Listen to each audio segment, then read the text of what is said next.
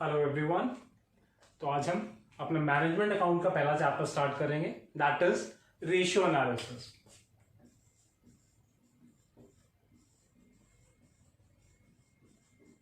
ठीक है जी, important chapter है from the point of view of 15 marks. ठीक है, चैप्टर 15 से लेके 20 मार्क्स तक फाइनल्स में जनरली पूछ लिया जाता है। ठीक है, तो this is an important chapter. ठीक है, तो स्टार्ट करते हैं with the chapter ratio analysis. Chapter या रेशियो स्टार्ट करने से पहले इसी टर्म को डिस्कस करते हैं कि व्हाट इज अ रेशियो। ठीक है, रेशियो होता क्या है? तो ratio it is an arithmetic representation of one variable in terms of the other.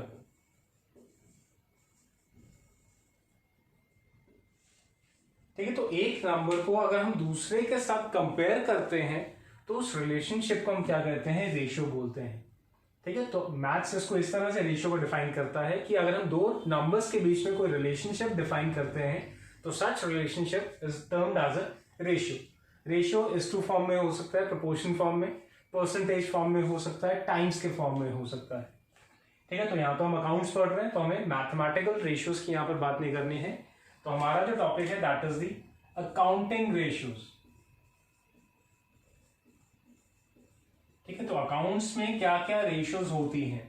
ठीक है, ये चीज आपने अपने +2 में भी पढ़ी है, अकाउंट्स में किस किस तरह के रेशियोज हम यूज करते हैं। तो अगर आपको याद हो, 4 broad categories of accounting ratios होती हैं। First category is the liquidity ratios.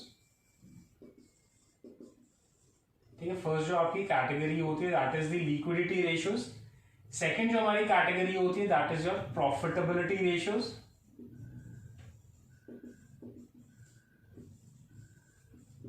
Next हमारी कैटेगरी होती है that is your activity ratios.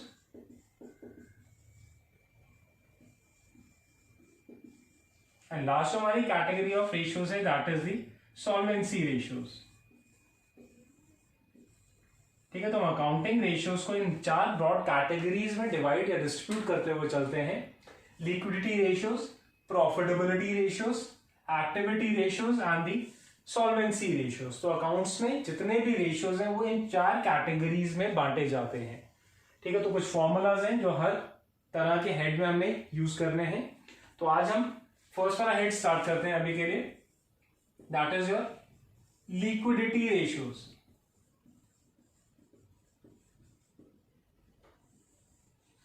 ठीक है, liquidity ratios are also known as short term solvency ratios. Solvency क्या होता है? Solvency is the ability to pay off your debts. ठीक है, तो उस चीज को हम सॉल्वेंसी बोलते हैं। तो शॉर्ट टर्म सॉल्वेंसी का क्या मतलब है? ठीक है, तो यहां हम शॉर्ट टर्म की बात कर रहे हैं। तो शॉर्ट टर्म में that is a period of less than 1 year. तो less than a period of 1 year के अंदर कंपनी के पास क्या एसेट्स हैं, क्या लायबिलिटीज हैं, क्या उसके पास इतने एसेट्स हैं, क्या वो अपनी लायबिलिटीज को पे ऑफ कर पाएंगी। तो वो चीजें हम यहाँ पर ऐसे सारे जितने भी रेशियोज हैं वो हम लिक्विडिटी रेशियोज के हेड में यहाँ पर हम इंक्लूड करेंगे। ठीक है जी, तो पहला ऐसा रेशियो आता है जो इसमें हमने इंक्लूड कर रहे हैं that is the current ratio. Current ratio also known as the working capital ratio. ठीक है, current ratio also known as the working capital ratio. इसका फॉर्मूला होता है current assets divided by the current liabilities।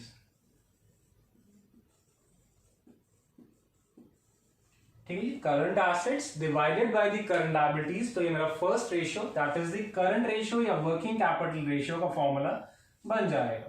अब next चीज आती है कि करंट एसेट्स में हम क्या क्या चीजें इंक्लूड करते हैं। Current assets are all those assets which are held for a purpose of a short term period, या शॉर्ट टर्म पीरियड के लिए जिनको सारे एसेट्स को हम होल्ड करते हैं। तो ऐसे सारे एसेट्स हमारे करंट एसेट्स बन जाते हैं। तो कुछ एग्जांपल्स हैं, स्टॉक, डेटर्स, बिल्स रिसीवेबल, ठीक है, प्रीपेड एक्सपेंसेस, accrued incomes, ठीक है, short term advances,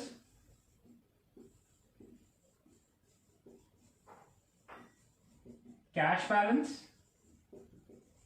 bank balance and marketable securities.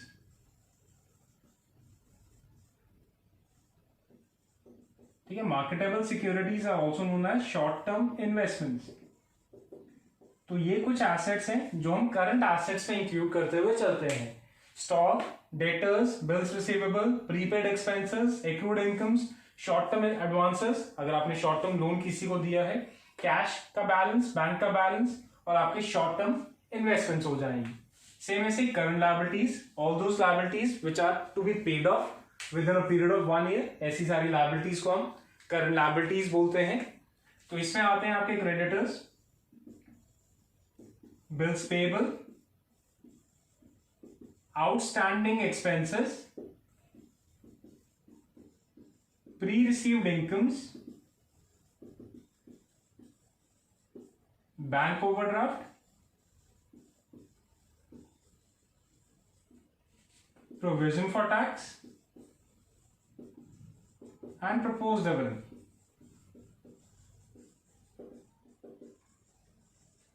ठीक है, तो ये कुछ लायबिलिटीज हैं जिसको हम करंट लायबिलिटीज में इंक्लूड करते हुए चलते हैं। तो आपने क्या करना है, गिवन क्वेश्चन में से करंट एसेट्स को फाइंड आउट करना है, करंट लायबिलिटीज को फाइंड आउट करना है, और इस रेशियो में या इस फॉर्मूला में आपने इसको अप्लाई कर देना है। तो वो हमारा ratio, that is the current ratio का आंसर कैलकुलेट हो जाएगा। इस करंट रेशियो के लिए एक आइडियल या बेंचमार्क रेशियो बनाया गया है, that is 2:1। means that a company should have at least twice the current assets than its current liabilities, कि उसकी जो भी करंट लायबिलिटीज हैं उससे कम 2 गुना उसके पास करंट एसेट्स होने चाहिए हैं, which becomes the benchmark ratio, जो बेस्ट सुटेबल रेशियो इंडस्ट्री के लिए मानी गई है। ठीक है जी, तो फर्स्ट रेशियो जो हमने लिक्विडिटी रेशियोज के हेड में इंक्लूड किया है, that is the current ratio. Second जो हमारा रेशियो आता है, that is the liquid ratio, also known as the quick ratio,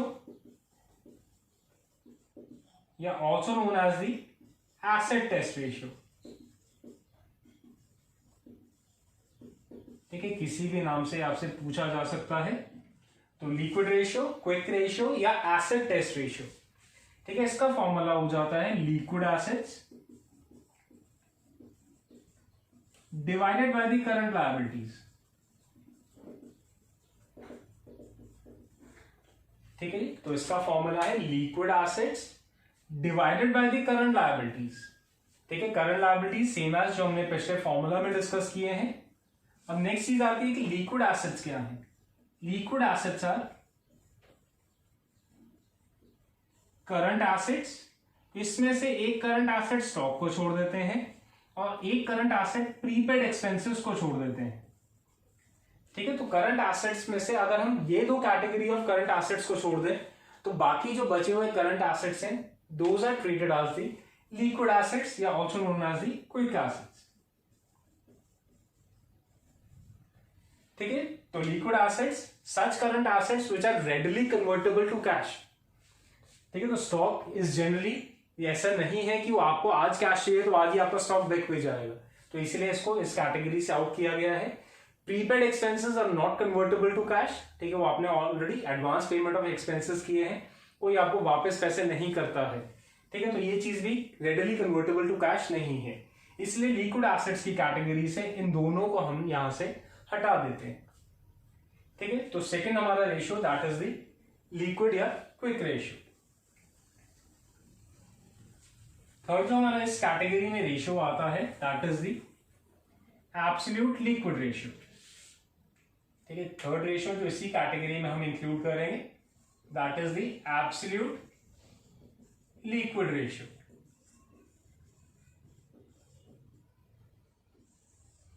ठीक है, इसके लिए फॉर्मूला है एब्सोल्यूट लिक्विड एसेट्स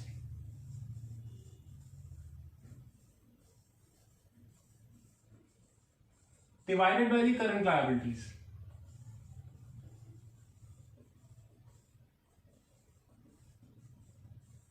ठीक ठीक है, absolute liquid assets divided by the current liabilities.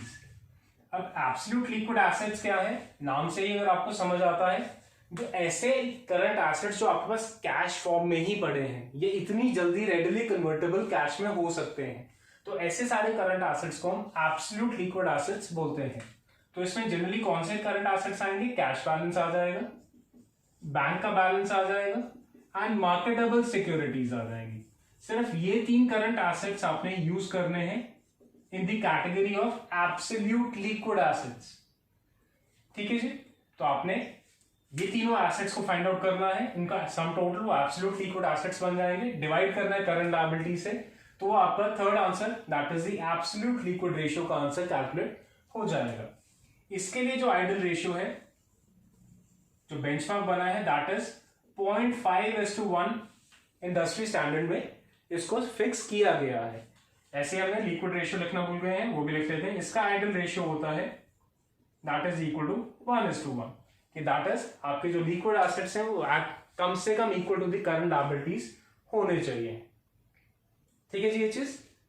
तो लिक्विडिटी रेशियोज के हेड में ये 3 रेशियोज हम कवर करते हैं, करंट रेशियो या working capital ratio, liquid ratio या quick ratio and the absolute liquid ratio. इसको एक याद रखने का तरीका आपको बता देता हूं कि जितने भी रेशियोज हैं जो लिक्विडिटी के हेड में हमने इंक्लूड किया है, ये सारे डिवाइड तो किससे होते हैं, करंट लायबिलिटी से होते हैं। तो तीनों फॉर्मूलाज का जो डिनोमिनेटर है वो तो क्या है, करंट लायबिलिटीज ही है। ठीक है, न्यूमरेटर को याद रखने का तरीका, जो रेशियो आप कैलकुलेट कर रहे हैं उस नाम के एसेट्स डाल दीजिए। करंट रेशियो है तो करंट एसेट्स, लिक्विड रेशियो है तो liquid assets, absolute liquid ratio है तो एब्सोल्यूट लिक्विड एसेट्स। ठीक है, तो इस तरीके से आप इसके फॉर्मूलाज को याद कर सकते हैं। ठीक है, तो ये हमारी फर्स्ट कैटेगरी ऑफ रेशियोज थी, that was the liquidity ratios. Next हमारी जो कैटेगरी हम स्टार्ट करते हैं that is the profitability ratios. ठीक है, तो हमारी जो next broad category of ratios है that is the profitability ratios.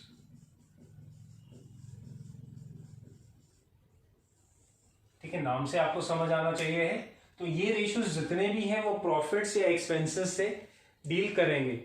ठीक है, जैसे हमारे फर्स्ट वाले लिक्विडिटी रेशियो सारे करंट एसेट्स और करंट लायबिलिटीज को रिलेट करते हुए हमने कैलकुलेट किए थे। प्रॉफिटेबिलिटी रेशियोज जितने भी हैं ये सारे के सारे ये आपके इनकम्स या जिसको हम प्रॉफिट्स बोलते हैं और एक्सपेंसेस से रिलेटेड है, जो यहां पर हमने इसमें इंक्लूड करने हैं। और एक चीज ध्यान रखनी है, जैसे हमारे लिक्विडिटी रेशियोज का आंसर हमने प्रोपोर्शन फॉर्म में लिख के दिखाया था, प्रॉफिटेबिलिटी रेशियोज का जो आंसर होगा वो हम परसेंटेज फॉर्म में कैलकुलेट करेंगे। ठीक है, तो इस सेट में जो पहला आपका रेशियो आता है that is the gross profit ratio. ठीक है, तो हमारा जो फर्स्ट रेशियो है जो इस कैटेगरी में हमने यूज करना है that is the gross profit ratio. Formula is gross profit divided by net sales into 100। ठीक है, तो इंटू 100 कर दिया, तो इसका मतलब जो भी इसका आंसर होगा वो एक परसेंटेज फॉर्म में कैलकुलेट कर दिया जाए। ठीक है जी, तो नेक्स्ट चीज हमें पता होना चाहिए कि ग्रॉस प्रॉफिट क्या है या किस तरह से कैलकुलेट किया जा सकता है। या तो आप इसको ट्रेडिंग अकाउंट बना के कैलकुलेट कर सकते हैं। ठीक है, ट्रेडिंग अकाउंट टू साइड पे ओपनिंग स्टॉक, परचेजेस बाय और डायरेक्ट एक्सपेंसेस, बाय साइड पे sales and closing stock, balancing figure is your gross profit. ठीक है, अगर आप ट्रेडिंग अकाउंट नहीं बनाना चाहते, फॉर्मूलाज के अकॉर्डिंग इसको कैलकुलेट करना चाहते हैं, तो इसके लिए आप फॉर्मूला यूज कर सकते हैं, net sales minus the cost of goods sold, जिसको हम सीओजीएस बोलते हैं। ठीक है, अब सीओजीएस क्या होता है? ठीक है, COGS can either be given in the question या ये भी आपको कैलकुलेट करना पड़ सकता है। This is opening stock plus net purchases plus direct expenses minus the closing stock. ठीक है, this can either be given या इस तरह से आपको कैलकुलेट करना पड़ भी सकता है। तो नेट सेल्स में से ये सीओजीएस आप माइनस कर देंगे तो रिजल्टिंग जो आपका आंसर होगा that is the amount of gross profit. अब नेट सेल्स क्या होती है? नेट सेल्स है टोटल सेल्स या जिसको ऐसे बोल देता हूं cash sales plus credit sales net की बात की है तो इसका मतलब सेल्स रिटर्न हमें माइनस करनी है। ठीक है, तो net sales means total sales reduced by the sales return. तो आपको अपने क्वेश्चन से ग्रॉस प्रॉफिट की वैल्यू ढूंढनी है, नेट सेल्स की वैल्यू को कैलकुलेट करना है, फॉर्मूला में अप्लाई करना है, तो इसका ग्रॉस प्रॉफिट रेशियो का आंसर कैलकुलेट हो जाएगा। तो इसके अगर हम आइडल रेशियो की बात करें, इसके लिए आइडल क्या हो सकता है, तो इसके लिए कोई defined value of the benchmark नहीं है। ये जितना हायर होगा उतना हर फर्म के लिए बेटर होगा, क्योंकि ये प्रॉफिट की बात कर रहे हैं। तो every businessman wants the maximum amount of profit. तो जितना higher the amount of GP ratio होगा उतना ही बेटर उस कंपनी के लिए मान लिया जाए। ठीक है, तो this is the first ratio, that is the gross profit ratio. ऐसे ही हमारी सेकेंड जो इसमें रेशियो आती है, that is the net profit ratio. ठीक है, तो नेट प्रॉफिट रेशियो का फॉर्मूला है net profit divided by net sales into 100। ठीक है, तो इनटू 100 मींस इसका भी जो आंसर होगा एक डिफाइंड परसेंटेज, मतलब एक परसेंटेज टर्म में कैलकुलेट हो जाए। नेट सेल्स अभी हमने पिछले फॉर्मूला में डिस्कस किया है, total sales minus the sales return. Next चीज आती है कि नेट प्रॉफिट क्या है, ये किस तरह से कैलकुलेट होता है। ठीक है, बहुत बार आपने किया होगा, पीएनएल अकाउंट बनाया होगा, पीएनएल अकाउंट का बैलेंसिंग फिगर हम नेट प्रॉफिट कैलकुलेट कर लेते हैं, तो वही चीज हमें यहाँ पर भी कैलकुलेट करनी है। तो अगर आप पीएनएल अकाउंट बना के कंफर्टेबल हैं, आप पीएनएल अकाउंट बना सकते हैं। अगर फॉर्मूलाज के अकॉर्डिंग चलना चाहते हैं तो ग्रॉस प्रॉफिट इसमें हम ऐड कर देते हैं सारी आपकी इनकम्स, और माइनस कर देते हैं आपके सारे इनडायरेक्ट एक्सपेंसेस। तो रिजल्टिंग जो आपकी वैल्यू होगी that is the amount of net profit.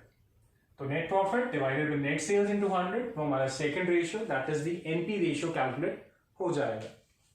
ठीक है, तो इसके लिए भी आइडल क्या है तो ये भी प्रॉफिट। तो जितना higher the amount of NP ratio होगा उतना ही उस इंडस्ट्री के लिए बढ़िया मान लिया जाए। ठीक है, थर्ड जो रेशियो आती है that is the operating profit ratio. ठीक है, इसका जो फॉर्मूला है दैट इज ऑपरेटिंग प्रॉफिट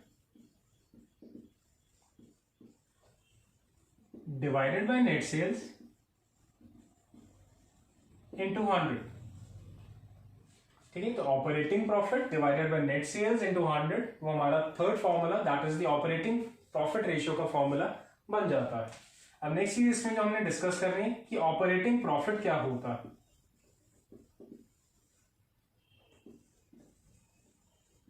ठीक है, operating profit is gross profit reduced by the operating expenses only. ठीक है, आपने total expenses indirect expenses minus नहीं करने हैं, आपने सिर्फ ऑपरेटिंग एक्सपेंसेस को अगर जीपी से माइनस कर दिया है तो जो रिजल्टिंग प्रॉफिट है that is the amount of operating profit. अब नेक्स्ट चीज आती है कि ऑपरेटिंग एक्सपेंसेस क्या होते हैं। Operating expenses includes only the office and administration expenses and selling and distribution expenses. ठीक है, तो इन दो कैटेगरीज में आने वाले जितने भी एक्सपेंसेस हैं, ऑफिस से रिलेटेड जो भी खर्चे हैं, ऑफिस के रिपेयर, ऑफिस के एसेट्स के रिपेयर मेंटेनेंस डेप्रिसिएशन, ऑफिस का रेंट, ऑफिस की सैलरीज, सेम ऐसे सेलिंग के जो advertisement promotional expenses, showroom expenses, तो इन दो ब्रॉड कैटेगरीज में आने वाले जितने भी एक्सपेंसेस हैं, अगर हम उन सारे एक्सपेंसेस को जीपी से रिड्यूस करें तो रिजल्टिंग जो हमारा प्रॉफिट आता है that is the amount of operating profit. ठीक है, तो operating profit divided by sales into 100 that is the operating profit ratio है। ये भी प्रॉफिट, तो इसके लिए भी बेंचमार्क क्या होगा, कोई एक डिफाइंड नंबर नहीं है, जितना हायर होगा उतना ही हर कंपनी के लिए बेटर मान लिया जाए। ठीक है, next ratio that is the operating ratio. Operating ratio is also known as the operating cost ratio. ठीक है, बहुत से स्टूडेंट्स गलती कर जाते हैं, कई बार क्वेश्चन में ऑपरेटिंग रेशियो पूछा जाता है और वो ऑपरेटिंग प्रॉफिट रेशियो कैलकुलेट कराते हैं। ठीक है, वो चीज ध्यान रखनी है। Operating ratio is the operating cost ratio. Formula is operating cost divided by net sales into 100। ठीक है जी, operating cost divided by net sales into 100। अब नेक्स्ट चीज जो हमने डिस्कस करनी है कि ऑपरेटिंग कॉस्ट क्या होती है। ठीक है, operating cost is cost of goods sold, COGS जिसको हमने बोला था यहाँ पर। जैसे भी आप कैलकुलेट करना चाहते हैं इस फॉर्मूला से, या सेल्स माइनस जीपी करके भी सीओजीएस निकल सकता है। तो COGS plus the operating expenses. ठीक है, तो अगर सीओजीएस में ये वाले ऑपरेटिंग एक्सपेंसेस को हम ऐड कर दें तो जो रिजल्टिंग कॉस्ट आएगी that is the operating cost. तो operating cost by sales into 100, ये हमारा ऑपरेटिंग रेशियो या ऑपरेटिंग कॉस्ट रेशियो का आंसर निकल जाएगा। ठीक है, अब ये कॉस्ट की हम बात कर रहे हैं तो इसके लिए बेंचमार्क क्या होना चाहिए, जितना लोअर होगा उतना ही कंपनी के लिए बेटर मान लिया जाएगा, क्योंकि यहां पर हम कॉस्ट की बात कर रहे हैं, प्रॉफिट की बात नहीं कर रहे हैं। ठीक है, तो एक चीज आप और यहां पर डिटरमिन या इसको नोट कर सकते हैं कि operating cost ratio plus operating profit ratio is equal to 100% होता है। ठीक है, जो भी इन दोनों की टोटल वैल्यू होगी, परसेंटेज होगी, वो 100 बन जाएगी। तो फॉर एग्जांपल अगर आपने ऑपरेटिंग प्रॉफिट रेशियो 25% निकाल लिया है तो आपको ऑपरेटिंग कॉस्ट रेशियो का फॉर्मूला लगाने की जरूरत नहीं है। 100 minus 25 75% as operating cost ratio भी कैलकुलेट कर सकते हैं। ठीक है जी, last formula under the heading of profitability ratios that is the expense ratio. ठीक है, अभी कौन सा एक्सपेंस, कोई भी एक्सपेंस का रेशियो आपसे पूछ सकता है क्वेश्चन में। फॉर एग्जांपल वो आपसे पूछ सकता है calculate the wages ratio, calculate the salaries ratio, calculate the office expenses ratio, calculate the selling expenses ratio. तो जिस भी एक्सपेंस का रेशियो वो आपसे पूछ रहा है वो वाला expense divided by net sales into 100। ठीक है, तो जो भी एक्सपेंस की रेशियो पूछी गई है divided by net sales into 100, वो हमारा उस गिवन एक्सपेंस का रेशियो कैलकुलेट हो जाए। ठीक है, तो इसके लिए भी ये खर्चे की बात कर रहे हैं, बेंचमार्क क्या हो जाएगा, जितना लोअर होगा उतना ही हर इंडस्ट्री या कंपनी के लिए बेटर मान लिया जाए। तो ये 5 फॉर्मूलाज हैं जो हम प्रॉफिटेबिलिटी रेशियोज के हेड में इंक्लूड करते हैं। GP ratio, NP ratio, operating profit ratio, operating cost ratio and the expense ratio. ठीक है, जैसे मैंने आपको लिक्विडिटी रेशियोज को याद रखने का तरीका बताया था कि उन सारे रेशियोज का डिनोमिनेटर तो क्या है, करंट लायबिलिटीज है, न्यूमरेटर में नाम वाले एसेट्स हैं। तो इसमें क्या है, इन सारे रेशियोज का अगर आपने ध्यान दिया हो, डिनोमिनेटर क्या है, नेट सेल्स है, और न्यूमरेटर क्या है, जिस प्रॉफिट या कॉस्ट की रेशियो निकाल रहे हैं वो वाली चीज हमारी न्यूमरेटर में। ठीक है, तो इस तरीके से आप ये फॉर्मूलाज को याद रख सकते हैं। ठीक है, तो आज की क्लास में हम ये 2 कैटेगरीज को डिस्कस करते हैं, liquidity ratios and the profitability ratios. I hope आप सबको ये चीज समझ आ गई होगी। ठीक है, थैंक यू।